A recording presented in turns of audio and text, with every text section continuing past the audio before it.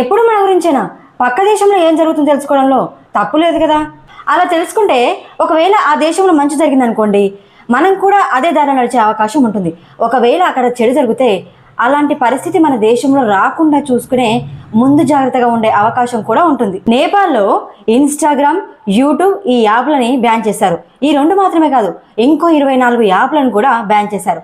ఎందుకు మరి ఈ యాప్లను బ్యాన్ చేయాల్సి వచ్చింది అంటే, ప్రపంచంలో మోస్ట్ కరప్టెడ్ ఏరియా అంటే ఫస్ట్ నేపాలే వస్తుంది. అందులో భాగంగానే ఇప్పుడు ఈ నేపాల్లో జరిగే కరప్షన్. ఈ సోషల్ మీడియా వల్ల గవర్నమెంట్ స్కాములు, అన్ని కరప్షన్స్, స్కాములన్నీ బయటపడుతున్నాయి, సీక్రెట్లన్నీ బయటపడుతున్నాయి అని చెప్పి ఇవన్నీ బ్యాన్ చేయాల్సి వచ్చింది. ఇప్పుడు నేపాల్లో #NepoKid అనే ఒక ట్యాగ్ వైరల్ అవుతుందండి. అంటే అక్కడ ఉండే పొలిటీషియన్స్ వాళ్ళ పిల్లలు షో ఆఫ్లు చేయడం. బట్ నేపాల్లో ఎలాంటి జాబులు కానీ, గవర్నమెంట్ హాస్పిటల్స్ కానీ, డైలీ వాళ్ళ లైఫ్లో ఉండే బేసిక్ రిక్వైర్మెంట్స్ కూడా ఉండవు. దీనికి కారణం అక్కడ జరుగుతున్న కరప్షన్స్ మాత్రమే. అక్కడ జరిగే స్కాములు అంటే ఎయిర్లైన్ స్కాములు కానీ, ల్యాండ్ స్కాములు కానీ, పాండమిక్ స్కాములు కానీ, వీటన్నింటికి సపరేట్గా ఒక సబ్జెక్ట్ పెట్టి ఆ సబ్జెక్ట్లో జరిగే లెసన్స్ ఉంటాయి కదండి, ఆ లెసన్స్ని నేపాల్లో జరిగే కరప్షన్స్ అన్నింటినీ ఒక్కొక్క లెసన్గా మెన్షన్ చేయొచ్చు. అన్ని విధాలుగా చేస్తున్నారు అక్కడ కరప్షన్స్.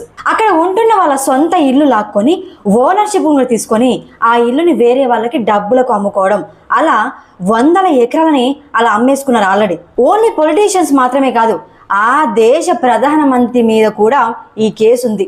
మరీ ముఖ్యంగా పాండమిక్ టైంలో పీపీఈ కిట్ల మీద, మాస్క్ల మీద అనేక విధాలుగా బిజినెస్ చేసుకున్నారు. అక్కడ కరప్షన్స్ అనేవి క్రైమ్ కాదు, నార్మల్గా జరిగే ఒక కల్చర్ లాంటిది. అందుకే యంగ్ నేపాలీలంతా రోడ్డెక్కారు, వాళ్ళ వాయిస్ వినిపిస్తున్నారు. అసలు అక్కడ నేపాలీలకు జాబులనే మాటే ఉండదు, అసలు జాబులే ఉండవు.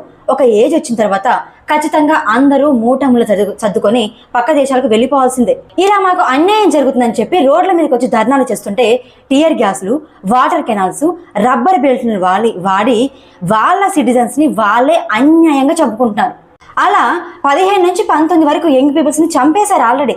వీళ్ళు యాప్స్ బ్యాన్ చేసినందుకు ఇలా చేయట్లేదు, వాళ్ళకి జాబ్స్ లేవని, గవర్నమెంట్ హాస్పిటల్స్ లేవని, బేసిక్ రిక్వైర్మెంట్స్ లేవని చెప్పి ధర్నాలు చేస్తుంటే ప్రాణాలను తీస్తున్నారు అక్కడి గవర్నమెంట్. ఇది ఏ కాలం అండి, అర్థం కావట్లేదు.